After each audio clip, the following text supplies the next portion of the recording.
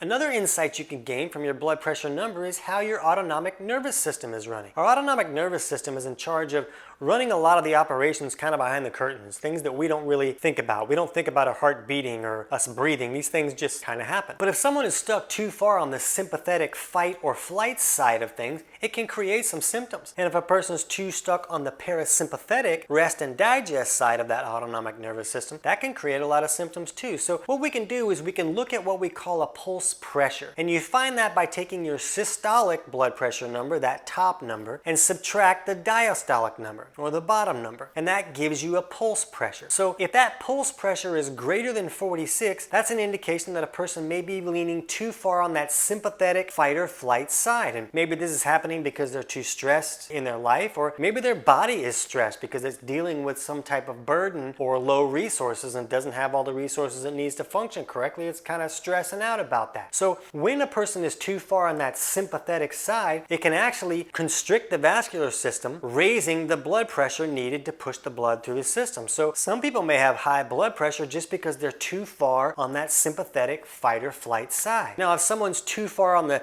parasympathetic side, their pulse pressure would probably be less than 37. That can be an indication they're leaning too far on that side. And in an extreme parasympathetic imbalance, we often see issues like seasonal allergies and asthma. So if someone's dealing with these issues, they can watch their pulse pressure number and take steps to push them out of that imbalance and improve some of those symptoms. If someone's leaning too sympathetic, they might fly out the handle at little things. All of a sudden they're yelling at the mailman because they don't like the shorts that they're wearing. And maybe they're not a jerk, they might be a jerk, but it might just be a situation where their body is too stuck in that fight or flight state, so they fly off the handle at silly little things. So you can see, you can gain a lot of insights about how your body is operating just by looking a little bit further into that blood pressure number. If you are having any digestive issues, or maybe your blood pressure is too low, we'll put the link to that free digestion course in the description below. And if your blood pressure is too high, check out our video on 10 signs of poor bile flow to see if maybe there's an issue with your bile not flowing correctly and raising the filth and toxins in the system. I can't wait to hear about your results.